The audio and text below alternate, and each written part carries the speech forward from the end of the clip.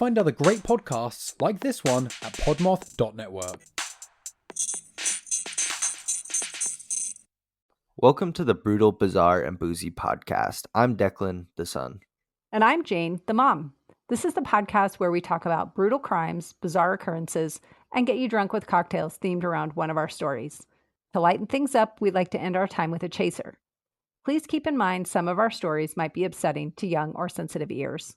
We love hearing from our listeners, so feel free to contact us by email or social media. You can find our contact info in the show notes for this episode. If you'd like to support us through Patreon, you can find us there at Brutal, Bizarre, and Boozy Podcast, or use the link in our show notes. Welcome to the Yeah What Of It podcast, the show that fearlessly explored the wildest questions you've always wondered about. Join your hosts, Kian, Jake, and Harry as they dive headfirst into the weird. Whether it's uncovering the secrets of Bigfoot to analysing the absolute worst video game to get stuck in, nothing is off limits. Strap in as we chat about everything from comic book superpowers to mind-bending mysteries from around the globe. We're not afraid to ask the big questions, and we're definitely not afraid to have fun while doing it. So, if you're ready to explore the unexplored, laugh a lot, and maybe even question reality itself, you're in the right place. You can find Yeah What Of It podcast wherever you get good podcasts.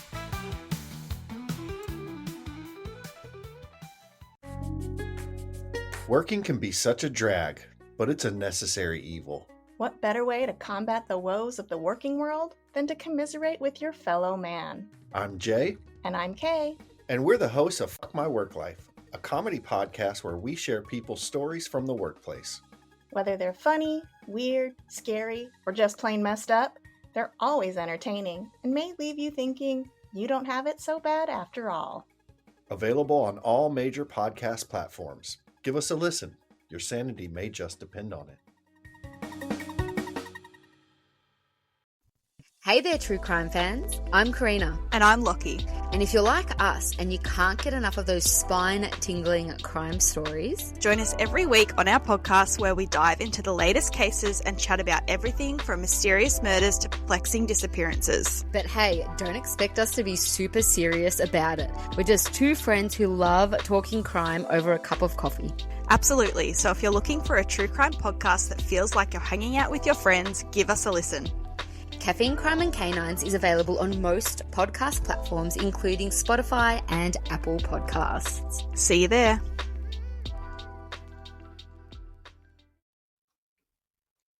Welcome back, everybody. Thanks for joining us again. Good to see you, Mom. Good to see you too, bud. Thank you, everyone, for joining us for our fun little stories. Yes, don't forget to go give us a 5-star review on all your favorite platforms. Right. Give us a follow. Send us to your friends. Tell all your friends to listen to us too. So what story are you going to be telling us about today, Mom? I am going to be telling you about a missing persons case out of Canada from, it's a while ago, 1987, that went unsolved for several years, but it has been solved now. And the missing person was Alex Cooper. Some people might recognize that name in this story, so stay tuned. It's a wild ride. Sounds interesting. Okay. Yeah. What are you going to be telling us about? I'm going to be talking about serial killer Béla Kiss. I don't think I know that name. It's a weird one, that's for sure. Okay. To go with it, I have the Sicilian Kiss cocktail. I get it. He's not Sicilian, but it's got Kiss in it, so it works. Béla Kiss is a man's name. Yes. Was not expecting that. I thought you were doing a female serial killer, and I was like, No. There haven't been many of those. I might be pronouncing it wrong. It's a Hungarian name. Oh, okay. Maybe. I mean, who knows? I just wasn't expecting it. Anyways, the cocktail consists of 1 1/3 ounce Southern Comfort, 2/5 ounce amaretto, ice cubes, and an orange twist. I don't think this is going to be great. I think this is going to be a down the drain drink. I don't know if it'll be that bad. Let's see. I think it will be.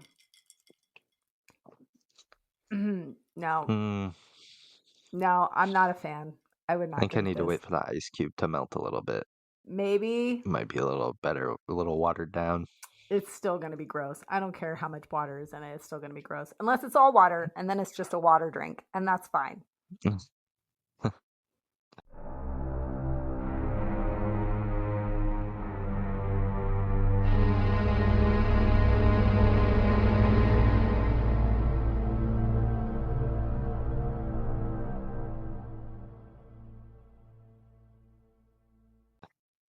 Okay, let's get into Béla Kiss. Béla was born in Isak, Hungary, to parents János and Verona Kiss. Little is known of his childhood, but Béla eventually moved to a town called Chinoka and became a tinsmith in the early 1900s. Béla had married twice and had 2 children, Ilonka and Aranka, before his wife supposedly ran away with a lover. Oh. Yeah. Okay. This led to Béla hiring a housekeeper, Mrs. Jakubek, who helped care for the children and watch over the house. Béla would place ads in the newspaper offering his services for fortune-telling and facilitating marriages. What? Yeah, he was Okay. strange, but we'll get into Sounds that later. like it. Okay. This would lead to multiple women coming over for brief periods of time. However, Béla would try and keep them away from his housekeeper.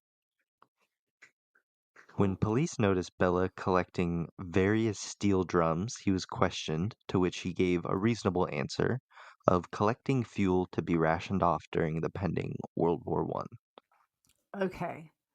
So the war was on the horizon, and he was like, "Oh, I'm just collecting gasoline. Nothing to Okay. see here. When Just you storing said gallons of gasoline in my shed. okay, Hopefully no one smokes over here." I get it. When you said steel drums, the first thing that popped into my head were the Like steel Jamaican drum. steel drums? Yes, musical instrument. And it took me a second to go, no, that's not what he meant. Nope.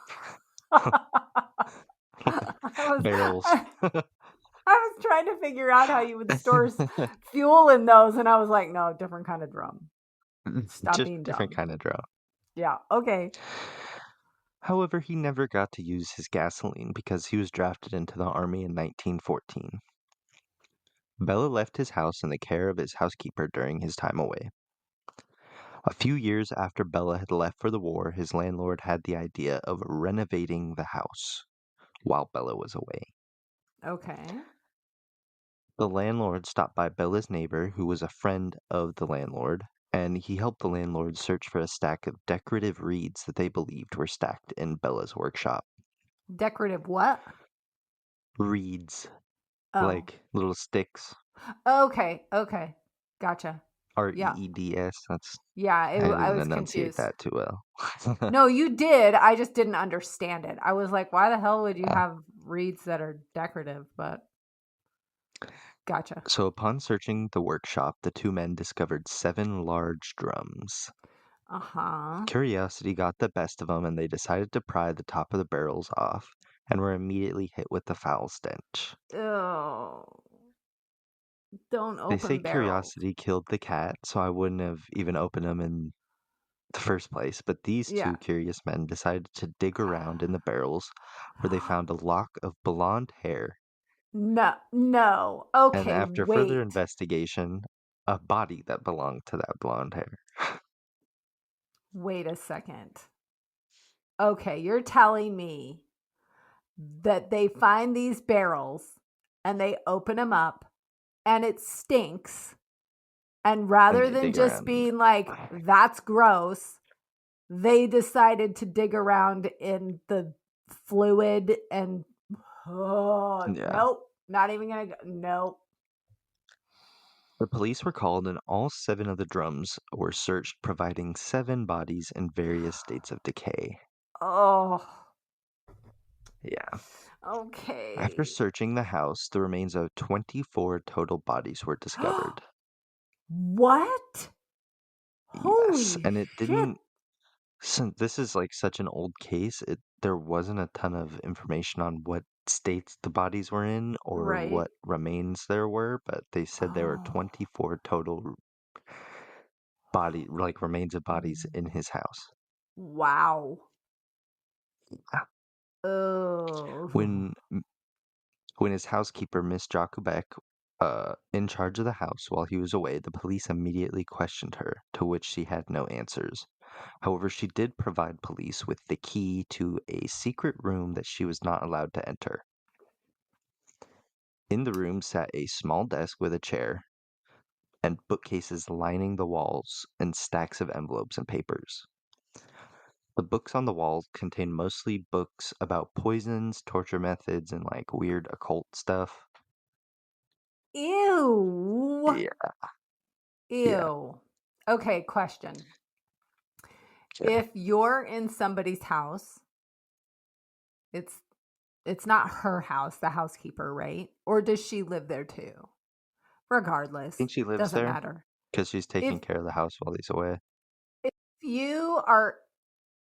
If you have the key to a locked room that you're not supposed to go in and the guy's not there, are you fucking going in that room? No? I don't think so. I I don't would. think so. I am a nosy bitch. I would be in there like, why can't I go in here? Now, if Well, he was paying her a lot of money, so if she was like racking in dough and she's like, I can't lose this job, then okay, but we're talking World War One. There's not cameras up. yeah, but She is. I There don't is no expectation that she's going to get caught. I would 100%. I would. I wouldn't want to know. I'd be freaked out. I would want to know why There's I'm like not a allowed in monster there. in there or something. Yes. I would want to know why I'm not allowed in there. What the hell is in there? I would 100% go sneaking in. After this stuff, I wouldn't. So after reading through the Well, papers, true. authorities were able to put together the scheme that Bella had been using. So from the Okay. ads that Bella posted in the newspaper, he would find and contact women interested in his services with little to no family members and string them along in hopes of collecting more and more money from them. So he was like, Oh, he would place ads like, "Oh, do you want a husband? Contact me and I'll help set you up with someone," and then charge them money right. for his Okay. services. And yeah, What a dirtbag. when they proved to be unruly, he would invite them over to his home and often strangle them to death. Of course he would. Yeah. Ugh. Police discovered that 2 of his victims actually took him to court over the money, but went missing before anything would happen. Of course they did. Yeah. Mm. Since Bella was serving in the military during the discovery, police notified the army of the situation, but there was one problem. The name Béla and the name Kiss were both very common Hungarian names at the time, and there were likely hundreds of Béla Kisses serving. Seriously? Yeah. Oh, shit. It's like being named Craig Smith or something. Yeah, John Smith. We got John Smith over Yeah. here. Holy crap. On October 4th, 1916, the police got word from the military that Bella was currently receiving treatment in a Serbian hospital for a battle wound. Police rushed to the hospital but were shocked when they found a dead man in Bella's bed. Only it wasn't Bella. Of course it wasn't. Bella had placed a dead soldier in his bed and made a quiet getaway out of the hospital. Yeah, My God. James Bonded it. No shit. Authorities around the area were alerted, to which many sightings were reported and investigated. In 1920, a member of the French Foreign Legion, which is a unit of the French army made up of foreigners, One of their members approached authorities claiming that Béla was actually in his unit. Ooh. He claimed that the man matched Bella's description and would brag about how good he was at strangulation. Oh, ew. Yeah. When the authorities Creeper. went to investigate, they discovered that this soldier had actually defected without warning just like days before they went to investigate it. So he ran off. About 12 years later, a homicide detective in New York named Henry Oswald, also known as Camera Eye for his uncanny memory of faces, said he had spotted Ooh. the now 60-year-old Béla in Times Square, but he was lost in the crowd. Oh my gosh. Yeah. Well, Shortly shit. after the sighting, someone believed he was a janitor in an apartment complex in New York. But when police arrived to question Béla, they discovered the janitor had suddenly quit and left no other information. How does this dude Many know that rumors everybody's getting tipped off? I don't know. There's not many pictures of him. He's just like there's like a painting, pretty much.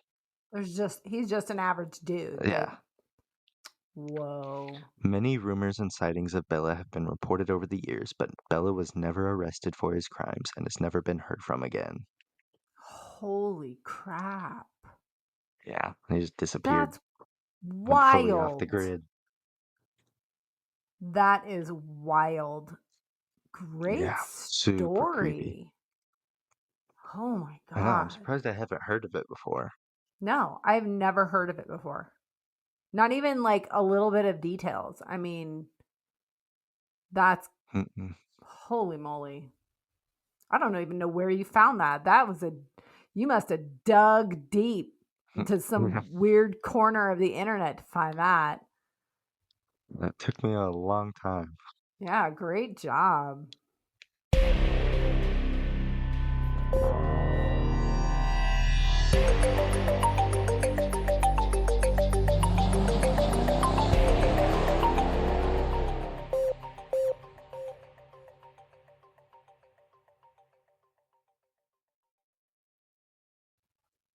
All right. Let's hear about your story, Mom. You ready for my missing persons case? I am ready.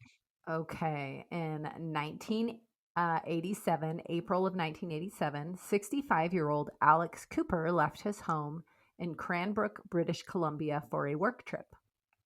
He left his wife, Margaret, at home that day. It was common for Alex to go on work trips. He was a traveling salesman, basically, so it wasn't unusual for him to go on a work trip and leave for a few days. A little background on Alex and his wife, Margaret. The couple met in 1950 and had a family together. They had 5 children and 3 grandchildren by the time that he disappeared in 1987. He was a skilled musician and well known to be a solid family man. People knew him. He was, everybody knew he was this solid dude, big family, and everybody got along and everything. For many years, he worked in the cleaning industry, and in 1986, he took a job as a salesman. This job required a fair amount of travel for him, but he seemed to enjoy it. Many people Alex's age often stop working because at 65 years old, they're eligible for retirement benefits. But Alex kept working. The day after he left, one of his daughters, Lila, and her husband, Pete, were driving by a local creek and noticed Alex's car on the side of the road. Lila thought that her dad might be down on the creek fishing. Apparently, he was a big fisherman and he liked to do that. So they decided to stop and have a chat with him. But when the daughter and son-in-law went down to the water, Alex was nowhere to be found. Lila called her mother asking about Alex's whereabouts. Margaret explained that she hadn't heard from her husband since he had left on his trip. She hadn't been concerned with the lack of contact as she just figured he was busy with work. Remember, this is 1987. This is before cell phones. This is before people could track your whereabouts by using your location on your phone. And he wasn't calling home. Pagers. Yeah, exactly. So, and very few people had pagers in 1987. But she wasn't, his wife, Margaret, was like, he doesn't always call in. He's just busy. So, but then when she found out that his car was on the side of the road and he was nowhere to be found. That's a little suspicious. Right. She became concerned. So she started calling hospitals in the area, but Alex wasn't at any of the hospitals. The next step was to report him missing to the police. His locked car was searched, and they found fishing equipment and some clothing inside, but there was no evidence of a struggle or any problems around the vehicle. It was just parked on the side of the road next to this creek/river. That was it. The area surrounding the creek and the vehicle were searched. They used helicopters. They were ground searching, but there was no sign of Alex. He just gone. During the investigation, it was learned that Alex had eaten at a nearby restaurant on the day he went missing. The restaurant was less than half a mile from where Alex's car was located. Margaret, his wife, noted that Alex was known to pay for things in cash and often carried a large amount of cash with him. Like, he would pull out a roll of cash, pay for stuff, and then put the roll back in his pocket. So there was initial theory and concern that maybe someone had seen the rolls of cash on him and robbed him and then killed him. But again, there's no sign of him, just his vehicle. They didn't find a body or any sign of a struggle or anything. Another theory was that Alex had gone down to the creek to go fishing, but had an accident or a health emergency, maybe a heart attack or something, and that he had fallen in the water and drowned.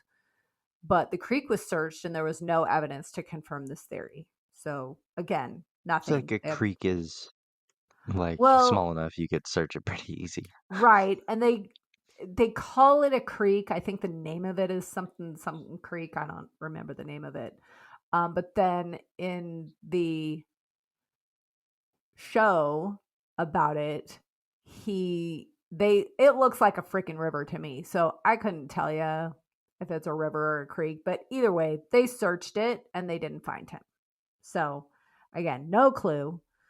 The story was featured in the news, and a few witnesses came forward, reported seeing a man matching Alex's description hitchhiking in that area around the time he went missing, leading some to believe that Alex had staged his disappearance and had just left his life and moved on.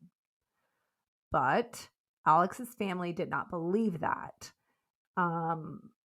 They dismissed the idea about him voluntarily walking away. They noted that his heart medication had been left at home, his credit card had been left at home. So they thought there's no reason that he wouldn't have left that stuff if he was running away. And they had no reason to believe that he would run away. He seemed, he's a grandfather, husband, no known problems in his family for them to think, sure, maybe he just up and ditched everybody, what 65-year-old man is just going to go? Most people don't normally do that. Right. So, happy family man isn't going to just go walking off and become Leave give his himself car a new life. specifically. Just Right. walk away. Fully Right. walk away. With no real leads and no further reports, Alex's missing person case went cold. After a year of being missing, Margaret applied to the court to have Alex legally declared dead. In order to declare him dead, she needed to supply a copy of his birth certificate to complete the process. That turned out to be very difficult and brought up a lot more questions. So she wasn't able to find any birth certificates matching her husband's name and date of birth. There were no Alex Coopers born around the time that, they've been married 35 years. She knows when his birthday is, but she's not able to get his birth certificate. She also discovered there didn't appear to be any type of information about Alex prior to 1952, which is the year they got married. There were no school transcripts, no medical records, no military records, no nothing. For a 1922 man named Alex Cooper, born in 1922. There was nothing. No documentation anywhere. Weird. Right. Suddenly, the family realized that Alex Cooper was not his real name, and they had no idea what his real name was. So, Jesus. 4 years goes by. They got nothing. 1991, May of 1991, a traveling salesman named David Cooper, not Alex Cooper, David Cooper, was reported missing halfway across the country in Toronto, Canada. A friend had reported David missing, and the police went to his home to investigate. So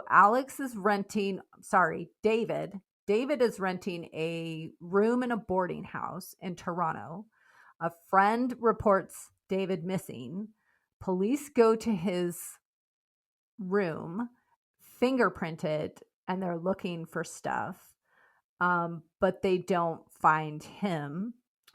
A couple of days later, he goes home, and he notices the cops have been there. There's fingerprint powder on the walls. Some stuff has been disturbed. So he asks his landlady what happened. And she goes, well, you were reported missing. And the police were here to investigate. Okay. Right. Margaret was shown a picture of the man, David, from the boarding house, and she confirmed that that was a picture of Alex, her husband, holding their grandchild. So this guy just did start a new life. Yep, he did a runner. Or he's got a twin brother? Nope. Oh. When the police were notified that David had returned home, he was gone again. So no Alex, no David, no nothing. This guy's gone. Okay. 4 months later, the story of the missing Alex Cooper / David Cooper was broadcast on the show Unsolved Mysteries, which has had a current resurgence of new episodes and new stories, but this was the stories back in the day that were not solved, and this one has been solved. A viewer of that episode recognized Cooper and reported it. He was finally located in Hamilton, Canada in January of 1992. He explained to police that his real name was neither Alex or David Cooper, but that his true name was Albin Arsenault. He detailed how, when he was 26 years old, he had been falsely accused of stealing from his work, an office at the Canadian Pacific Railroad. He was worried that he was going to get arrested for it, and he didn't do it. So, not wanting to be arrested for a crime he didn't commit, he decided to go on the run. And he thought that was the better option. Just, at 26 years old, don't fight, I'm going to get arrested for something I didn't do, so I'll just make a new life for myself. So that's what he did. And Okay, that is weird. Alex Cooper was born. A couple of years later, he met Margaret, and 2 years after that, the couple married. Margaret had no idea the entire time of their marriage that she was living with a lie. She had no clue. It turned out also that the theft charges that Albin was so worried about had likely been dropped long ago, and no one had been looking for him at all. Jesus. The whole thing came to a head when he turned 65 years old. In order to claim his retirement benefits, he would need to furnish his birth certificate, which he obviously didn't have because he was living under an assumed name for the last 40 years. He figured at that time his next option was to run again rather than just telling his family, by the way, I've been telling you this whole time, my name is Alex and it's not, and I'm a big fat liar. He was just like, no, I'm just going to peace out and I'm going to just run away. So a couple of days after telling his story to the police, he went back home to his wife and family. Obviously, it took some adjusting. I can't even imagine. But the family eventually came to terms with the situation and they went on to live their lives together, and he was welcomed back into the family. That is a wild story. Right? You find Right? these weird stories like that. I Unlike know. the tubing guy. Tubing Yes. bank robber. I love Yeah. the tubing bank robber. That one's pretty good. So good.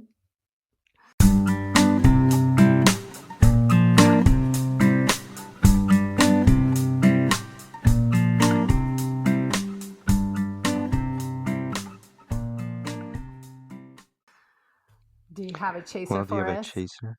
Oh, Oh, I I asked said you it first. first. No. Okay, I'll go. My chaser is that we went with friends to see a play in Ashland. It was a Sherlock Holmes play, and your dad was very skeptical because we've been to like It's a play. Yeah. smaller town They can plays be and bad sometimes. right.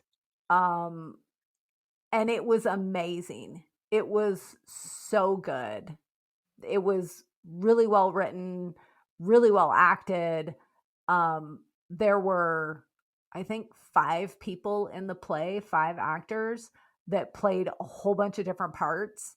And it was just like, it was super fast and it was an amazing story. And then afterwards, we went to dinner at our favorite Italian restaurant that you've been to that I've mentioned a few times on here, Osteria La Bricola. So if anybody is listening in Southern Oregon and they are looking for amazing, authentic Italian food, make the effort and go to Ashland because it's the delicious. best. It's so good. It is Yeah. legit the closest thing to authentic, like Italian food in Italy that I have tasted here. It's amazing. Yeah. So good. The scallop risotto I got. Oof. I know. It was delicious. Yes. So good. Yeah. Yeah. I got my usual last night, my bucatini with pomodoro sauce, but nice. Yeah. Good stuff. Good stuff. And we went with Ty and Gina. Shout out to Ty and Gina. Shout out Ty and Gina. Yep. What is your chaser? My chaser is a watch recommendation for a new Amazon movie called Brothers with Peter Dinklage and Josh Brolin and Brendan Fraser. It's got a bunch of like pretty famous people in it, and Peter Dinklage and Josh Brolin are brothers, like twin brothers, which is okay, right, sure. But they're in a family of crime, and so they're just like pretty shitty criminals, basically. And it's a awesome! funny movie. Okay, cool. Yeah, we'll have it's worth to a check watch. it out. I like that. Yeah. Well, that brings us to the end of another good episode. Thanks for joining us, everybody. Thanks Enjoyed so hearing that much. weird missing person story. I know. I'm glad it's solved. That's one of the reasons why I covered it, because it's actually solved. I hate unsolved shit. It drives me nuts. Love you, Mom. Love you too, bud. Bye. Bye. Hey, friends. Thank you for supporting our podcast. Please share our show with your brutal and bizarre friends. Give us a boozy follow on your favorite podcast platform. If you're feeling extra generous, we'd appreciate a 5-star rating or review as well. But maybe do that sober so all the letters are in the right place. You can find all our contact information in the show notes. We love hearing from you, and if you're interested in helping us stock the bar for our future boozy episodes, you can find our Patreon link in the show notes as well.